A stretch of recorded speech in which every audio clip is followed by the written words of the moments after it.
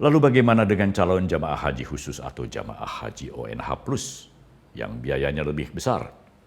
Apakah mereka bisa langsung berangkat atau juga memiliki jangka waktu tertentu sebelum diberangkatkan?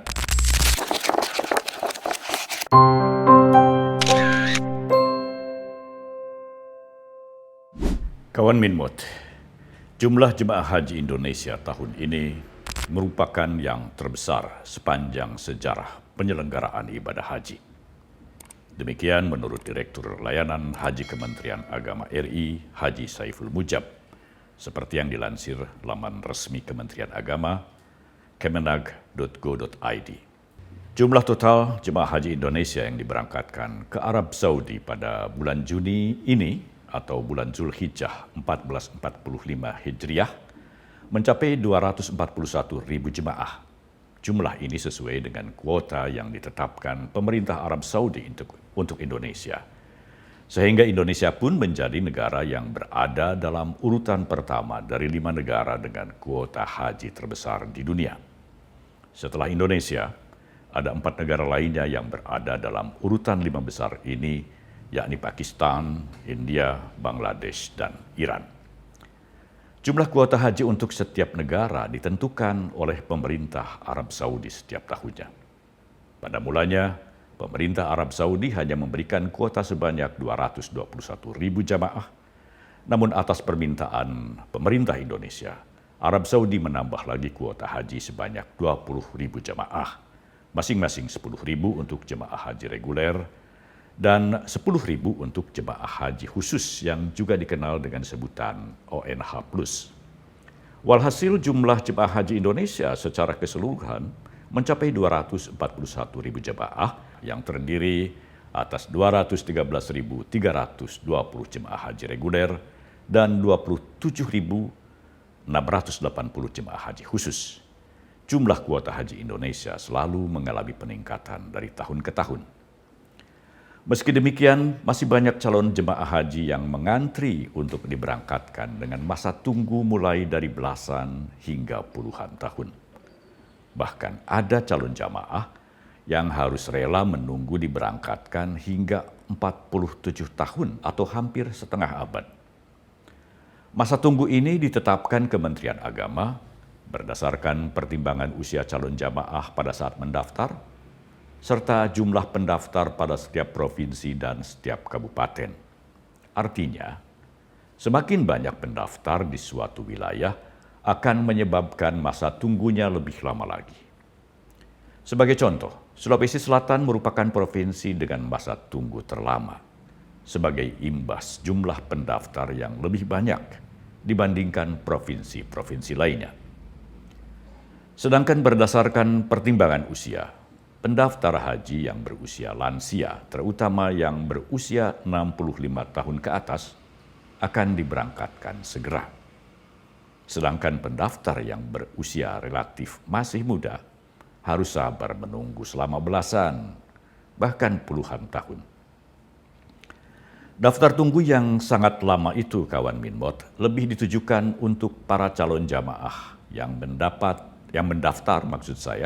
sebagai jemaah haji reguler, yang besaran biayanya tahun ini mencapai sekitar 56 juta rupiah per orang.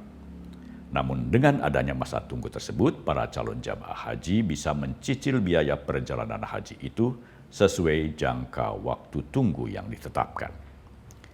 Jika dalam masa tunggu tersebut sang calon jamaah meninggal dunia, biaya yang telah terkumpul akan dikembalikan atau diberikan kepada para ahli waris yang ditinggalkan. Lalu bagaimana dengan calon jamaah haji khusus atau jamaah haji ONH+ yang biayanya lebih besar? Apakah mereka bisa langsung berangkat atau juga memiliki jangka waktu tertentu sebelum diberangkatkan? Ternyata, kawan Minmot, untuk jamaah haji plus yang biayanya bisa mencapai sekitar 169 juta rupiah per orang, juga memiliki masa tunggu yang cukup lama, yakni antara 5 hingga 9 tahun. Meskipun pemberangkatan jemaah haji plus ini dikelola oleh biro-biro penyelenggara ibadah haji dari pihak swasta, namun jumlah kuota dan jadwal keberangkatannya tetap diatur oleh pemerintah. Bedanya, fasilitas penginapan yang disediakan penyelenggara ibadah haji plus biasanya merupakan hotel bintang 5 dengan lokasi yang lebih strategis dan lebih dekat dengan Masjidil Haram. Akomodasi dan konsumsinya pun tentunya lebih mewah jika dibandingkan dengan akomodasi dan konsumsi yang diperoleh jamaah haji reguler, plus fasilitas-fasilitas lainnya. Untuk mereka yang ingin berangkat ibadah haji secepatnya tanpa harus menunggu daftar antrian, tersedia fasilitas Haji Furoda. Haji Furoda adalah program haji di luar kuota resmi pemerintah Indonesia, namun diakui secara resmi dalam Undang-Undang Nomor 8 Tahun 2019. Pada mulanya, praktek Haji Furoda ini tidak diakui oleh pemerintah Indonesia.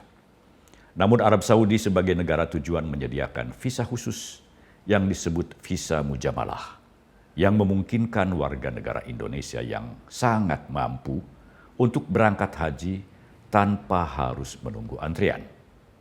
Biayanya pun tidak tanggung-tanggung, antara 372 juta hingga 970 juta rupiah atau hampir 1 miliar rupiah per orang, sesuai dengan paket yang ditawarkan oleh para penyelenggara ibadah haji dan umroh. Meskipun Haji Furoda diakui secara resmi oleh pemerintah Indonesia, namun Kementerian Agama mengingatkan agar masyarakat tidak terpedaya dengan tawaran Haji Furoda atau haji visa mujamalah yang menggiurkan, karena dalam prakteknya tak sedikit terjadi penipuan. Sudah sering muncul kejadian jamaah Haji Furoda dipulangkan oleh pemerintah Arab Saudi ke tanah air karena menggunakan visa dari negara lain. Tahun ini saja sudah ada sebanyak 46 jamaah Haji Furoda yang terpaksa dipulangkan oleh pemerintah Arab Saudi lantaran menggunakan visa dari Malaysia, Singapura, dan Filipina. Hal ini tentu saja sangat merugikan jamaah haji bersangkutan karena mereka sudah membayar ratusan juta rupiah dan mereka pun dikenai sanksi larangan berkunjung ke Mekah selama 10 tahun. Kawan Minmot, ibadah haji merupakan salah satu ibadah wajib bagi umat Islam yang berada dalam urutan kelima atau urutan terakhir rukun Islam. Namun berbeda dengan rukun Islam pertama hingga rukun Islam keempat, yakni syahadat, sholat, puasa, dan puasa bulan Ramadan, serta membayar zakat.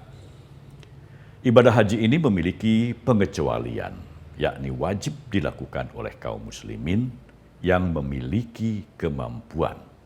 Seperti yang termaktub dalam kitab suci Al-Quran, surat Ali Imran ayat 97. Ayat tersebut antara lain berbunyi, dan di antara kewajiban manusia terhadap Allah adalah melaksanakan ibadah haji ke Baitullah, yaitu bagi orang-orang yang mampu mengadakan perjalanan ke sana. Berdasarkan ayat ini, bagi umat Islam Indonesia yang berniat pergi beribadah haji ke Baitullah, namun tidak memiliki banyak biaya, tentunya harus bersabar menunggu antrian.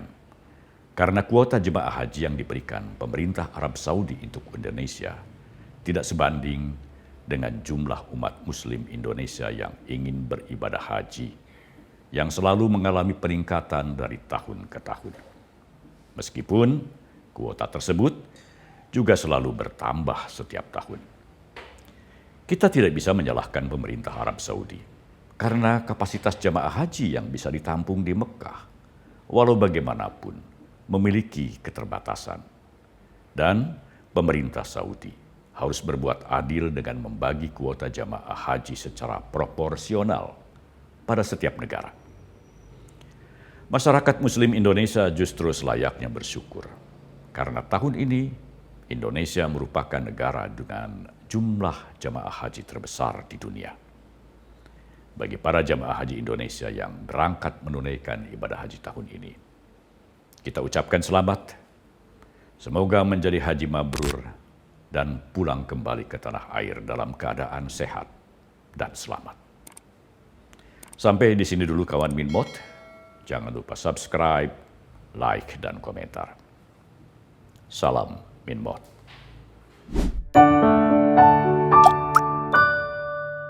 Men of our time.